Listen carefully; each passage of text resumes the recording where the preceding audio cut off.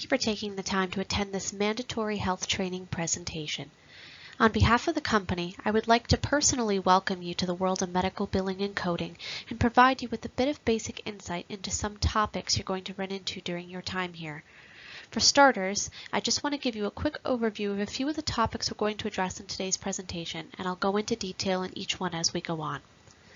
Today we're going to be talking about what exactly insurance is and talk about some of the different types of insurance as well as some of the most common ones you'll be working with here. We're also going to address the life cycle of an insurance claim since that's a big part of our job role. Next, we'll talk about coding and billing individually and look at some of the different types of codes used and when to use them, as well as the different types of forms as well, including the most common one, which I'll provide an example of, and how it is filled. Lastly, we'll touch on how payments are processed and the different types of payment systems used with patients and providers, as well as the explanation of benefits patients receive from our office, how to explain it to patients, and what to look for with possible fraud or abuse. Before I get into detail, let's first look at a few questions about insurance. The first, of course, is what exactly is insurance? Insurance is coverage available to our patients to help cover either a whole or partial amount when it comes to medical expenses. We'll address patient responsibility towards the end of this presentation. Next is who can get insurance. The good news is anyone and everyone can get insurance because there's a plan for every situation when it comes to patient needs. How do they get insurance? That depends on their eligibility. There are a variety of different plans for low income, veterans, children, moms, disabled, and employees, and they all come with specific requirements for eligibility, which we'll discuss in the next slide. When will the insurance cover your expenses? That is also dependent on the type of plan you have. Certain plans will only cover certain services or will only take over after you pay a certain amount. It's all dependent on your plan's coverage options. Lastly is a question you'll hear from many patients who don't have insurance or may not know what it is. Why should I have insurance? There are a plethora of reasons why our patients should be insured, such as saving a great deal of money on medical expenses, receiving free preventative care with most plans, not all, and it allows them to stay involved in their health care and feel in control of their health, knowing what to expect and having something to rely on without worrying about future incidents.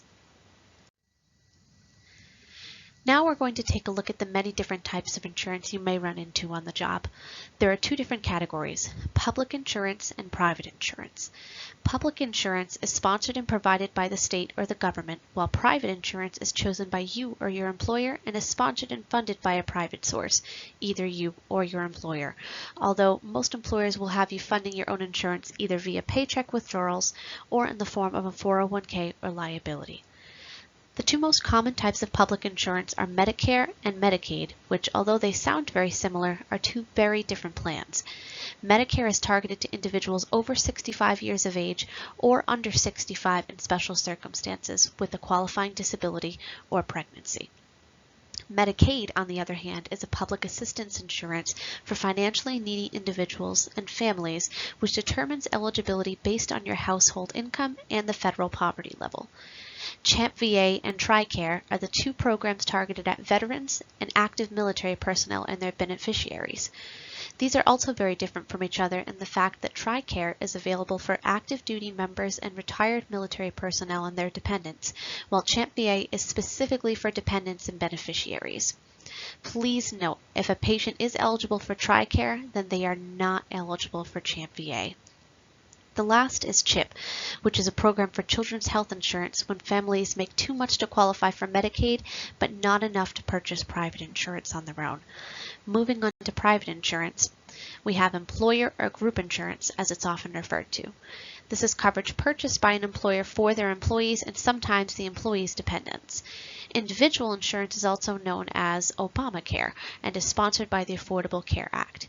This is where a patient can purchase health care from the healthcare network and can choose a plan based on their needs, and while rates are still typically determined by income, it does not exclude anyone. Now that we've covered the various different types of insurances, I just want to back up for a second and go into a little bit more detail about Medicare coverage, as this is going to be the most common coverage you'll deal with when filing insurance claims. Medicare, as we discussed, is available to seniors over the age of 65 or to patients under 65 with a qualifying disability or if they're pregnant and the co-parent is either out of the picture or disabled or unable to provide for the child. There are 4 parts to Medicare coverage: A, B, C, and D. Medicare Part A is also known as hospital insurance and covers a variety of services such as inpatient care. These are things like meals, prescriptions, and overnight stays. Also covers hospice care such as doctor services, medical supplies and equipment, and home health services such as physical therapy, skilled nursing care, and occupational and speech therapy. Medicare Part B is also known as medical insurance and covers both medically necessary and preventative services. Necessary meaning services or supplies required to diagnose or treat you, and preventative being care given to prevent or detect an illness before it happens or while it's still in its early stages. Services covered under this may be vaccinations, routine doctor's visits, and most disease screenings or testings, such as diabetes, glaucoma, or cancer. Medicare Part C is called Medicare Advantage and is actually a combination of Parts A and B. It's a private insurance plan that offers not only hospital and medical insurance provided by the two, but also additional benefits like dental, vision, and limited prescription drug coverage. With Advantage, you get your choice of plan and provider. The types of Advantage plans offered are HMO, which is a chosen provider from an available list given to you, and you're required to get a referral for a specialist.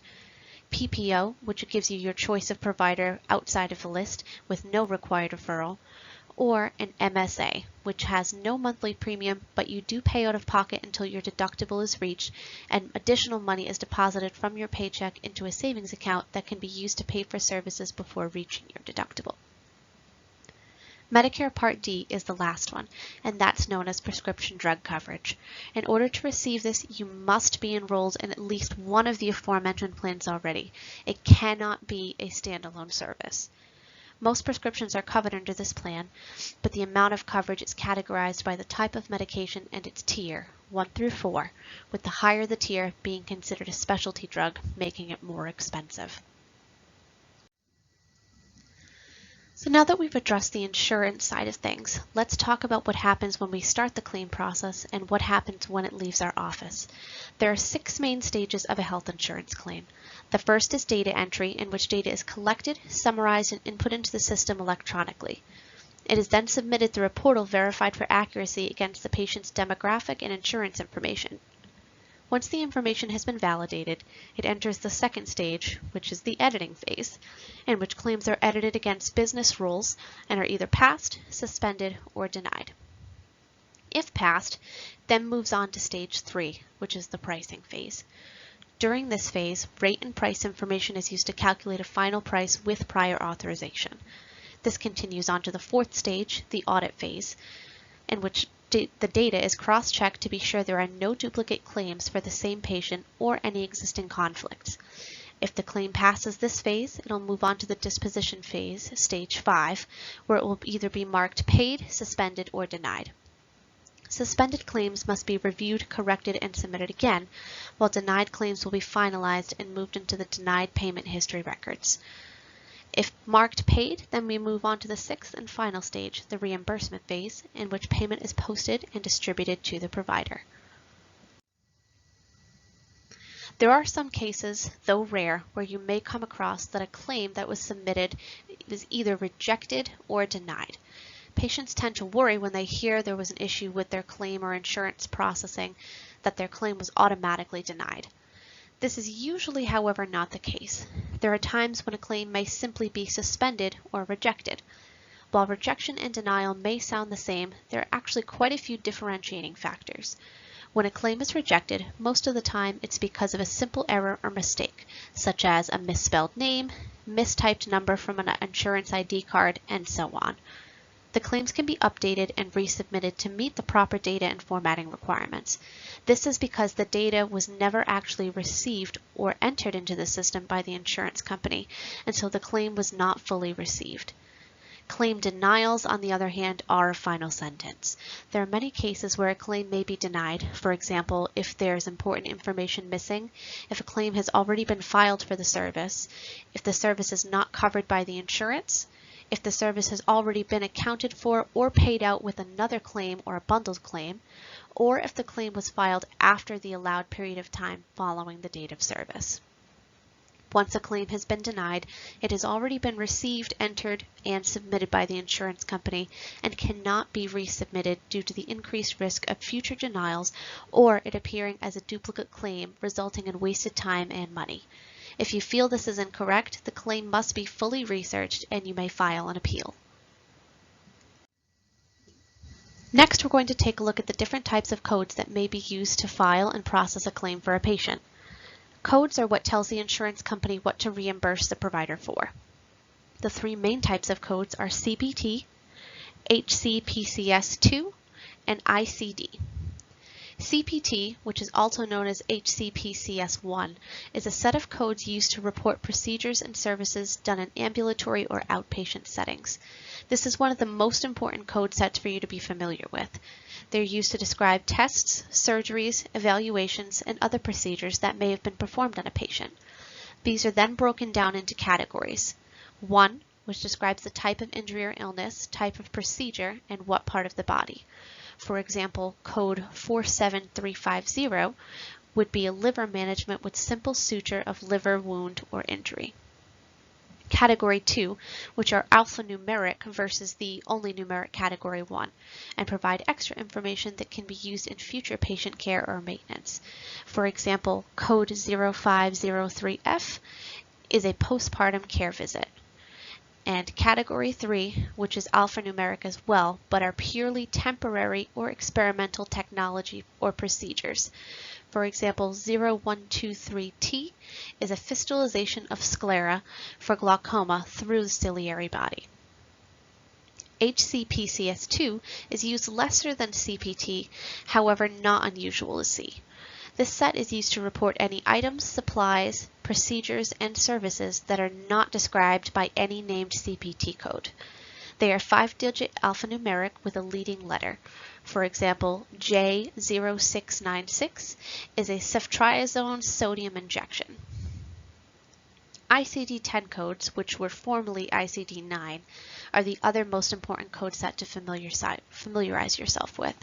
ICD-10-CM is used to document diagnoses, while ICD-10-PCS is used to document procedures done only in a U.S. hospital or inpatient setting. CM codes are anywhere from 3 to 7 digits long and are typically led by a letter.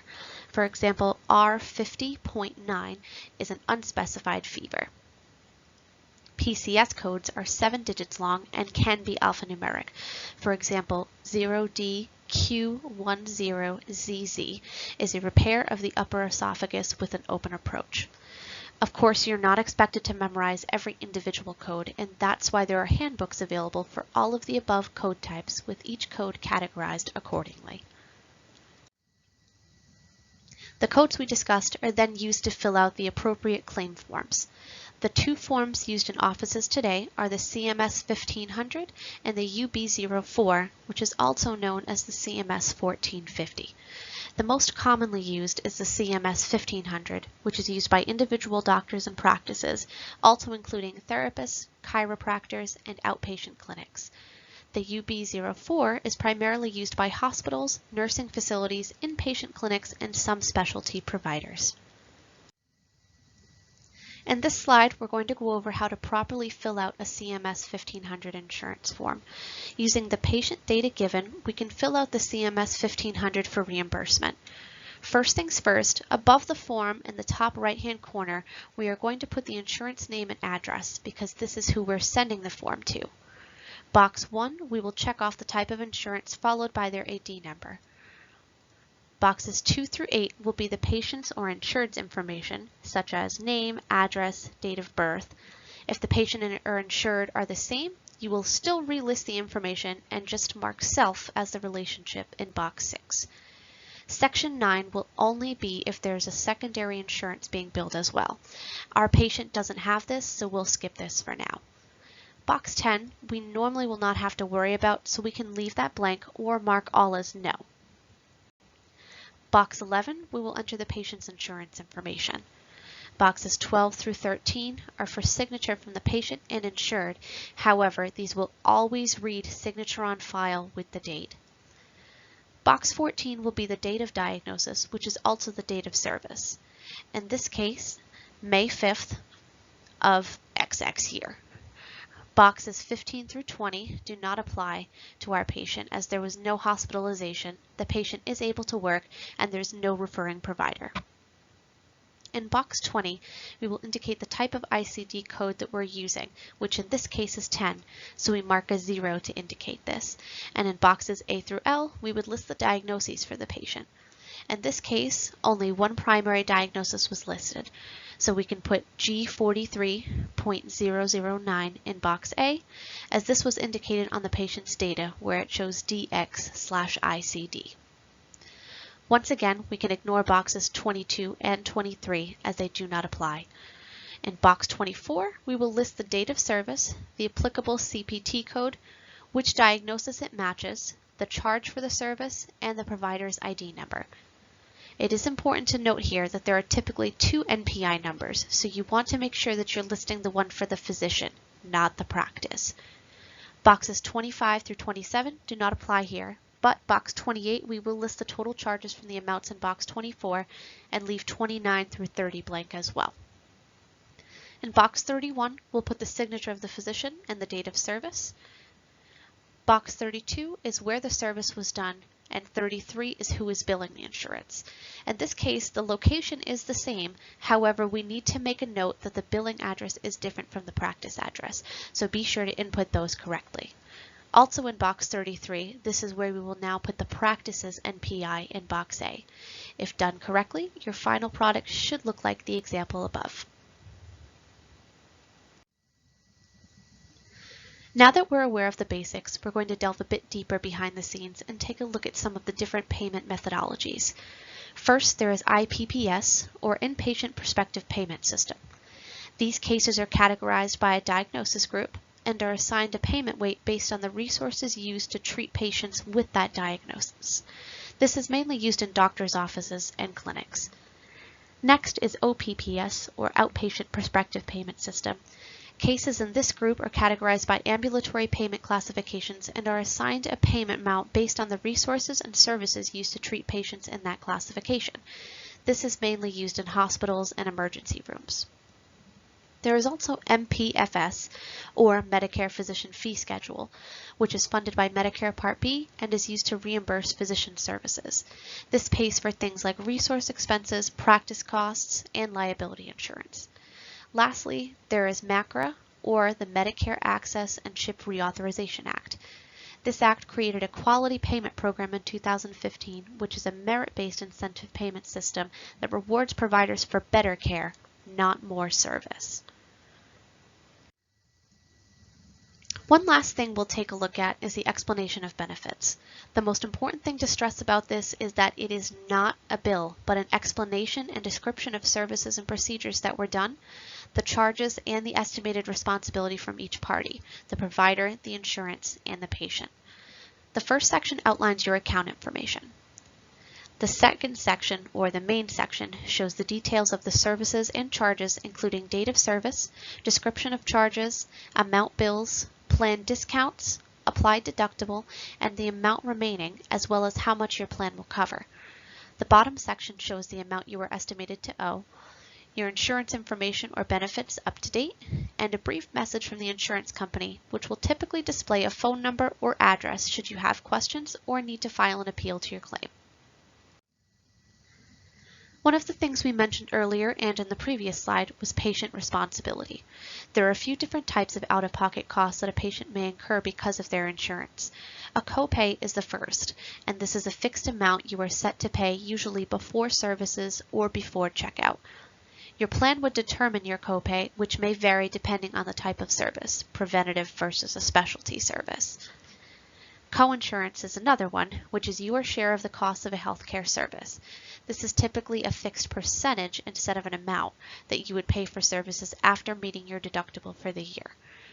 The deductible is what a patient would pay out of pocket before their insurance company will begin to cover any services.